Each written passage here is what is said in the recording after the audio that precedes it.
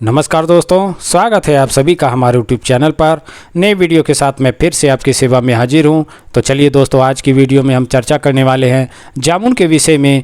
जी हां दोस्तों, इस जामुन को देश भर में हर कोई इसे जानता है और इसे अन्य नामों से भी जाना और पहचाना जाता है, जैसे कि जामुन, बड़ी जामुन, फड़ेना, फलेंद्र जामुन, राज जामुन, महाजम्बू आदि नामों से इसे हिंदी भाषी क्षेत्रों में जाना और पहचाना जाता है। और इसे बंगाली में जाम, नेपाली में कालो जामुन और पंजाबी में इसे जामुल कहा जाता है और अंग्रेजी में इसे ब्लैक प्लम कहते हैं। आपके क्षेत्र में इसे क्या कहते हैं, कमेंट बॉक्स में अवश्य बताइएगा। और अगर इसकी बात करें तो समस्त भारतवर्ष में इसके वृक्ष पाए जाते हैं। वनों में, जंगलों में व बाग बगीचों में तथा सड़कों के किनारे इसके पेड़ होते हैं। गांवों में इसको घरों के आसपास लगाया जाता है और इसकी छांव के साथ साथ इसके फलों का भी आनंद लिया जाता है। इसकी 5 प्रजातियां होती हैं। सबसे स्वादिष्ट व उत्तम एक ही जाति होती है जो आप देख रहे हैं। चरक संहिता तथा सुश्रुत संहिता आदि प्राचीन ग्रंथों में इसका वर्णन प्राप्त होता है। वैसे इसके स्वाद से तो सभी लोग परिचित हैं। तो चलिए जानते हैं इसके औषधीय गुणों के विषय में। तो दोस्तों, सबसे पहले मैं इसमें पाए जाने वाले रासायनिक तत्वों के विषय में कहना चाहूँगा।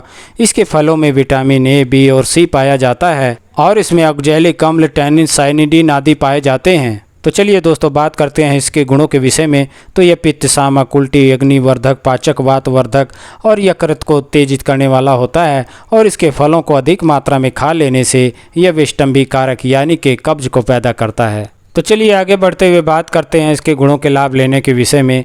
तो सबसे पहले मैं यहाँ पर कान के विषय में कहना चाहूँगा। तो जैसे कि कान बहने की शिकायत होती है तो उसमें चाहें तो आप इसका प्रयोग कर सकते हैं।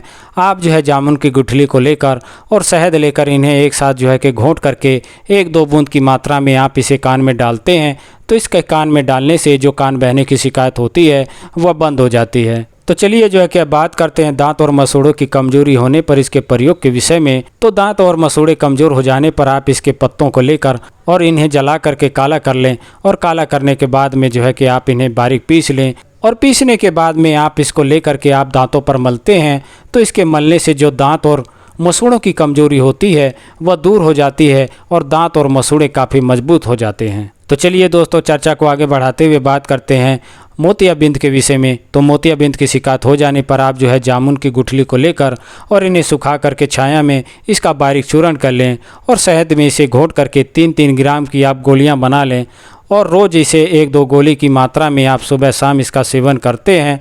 और साथ ही में इसी गोलियों को लेकर शहद में घिस कर आप आँख में लगाते हैं। तो इसके लगाने से और इसकी गोलियों को खाने से जो मोतियाबिंद की शिकायत होती है तो उसमें बहुत ही अच्छा लाभ होता है।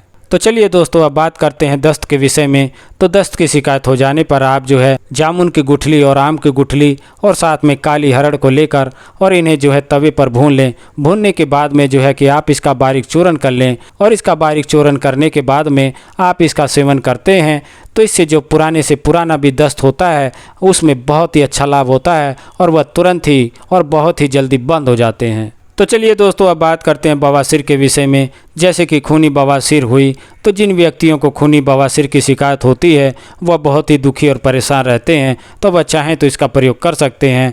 आप जो है जामुन के मुलायम पत्तों को लेकर और इन्हें कूट पीस करके 20 ग्राम की मात्रा में इसका रस निकाल लें और इस रस में थोड़ा सा आप शक्कर मिला करके दिन में कम से कम 2 से 3 बार इसका सेवन करते हैं तो इसके सेवन करने से जो खूनी बवासीर की शिकायत होती है और जो खून बहुत ही ज़्यादा बहता है वह बंद हो जाता है। तो आप चाहें तो दूसरा भी प्रयोग कर सकते हैं। आप 10 ग्राम की मात्रा में जामुन के मुलायम पत्तों को लेकर और 1 पाव गाय के दूध के साथ इसे घोट पीस करके आप इसे बारीक कर लें और सुबह, दोपहर, शाम इसका 7 दिन तक इसको सेवन करते हैं तो इसके सेवन करने से जो बवासीर से गिरने वाला खून होता है वह बंद हो जाता है। तो चलिए दोस्तों, बात करते हैं पीलिया के विषय में। तो पीलिया की शिकायत हो जाने पर आप जो है जामुन के 10-15 ग्राम की मात्रा में इसका रस लेकर और 2 चम्मच इसमें शहद मिलाकर इसका सेवन करते हैं तो इसके सेवन करने से जो पीलिया की शिकायत होती है वह तो दूर होती ही है और साथ में जो खून की कमी तथा जो खून के विकार होते हैं वह इससे ठीक हो जाते हैं। तो चलिए जो है कि अब बात करते हैं पथरी के विषय में।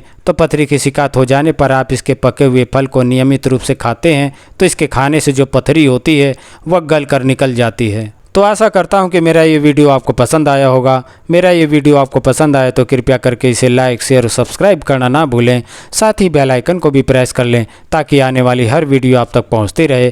तो आपकी स्वास्थ्य की कामना के साथ अब मैं आपसे विदा चाहूँगा। नमस्कार, जय हिंद, जय भारत।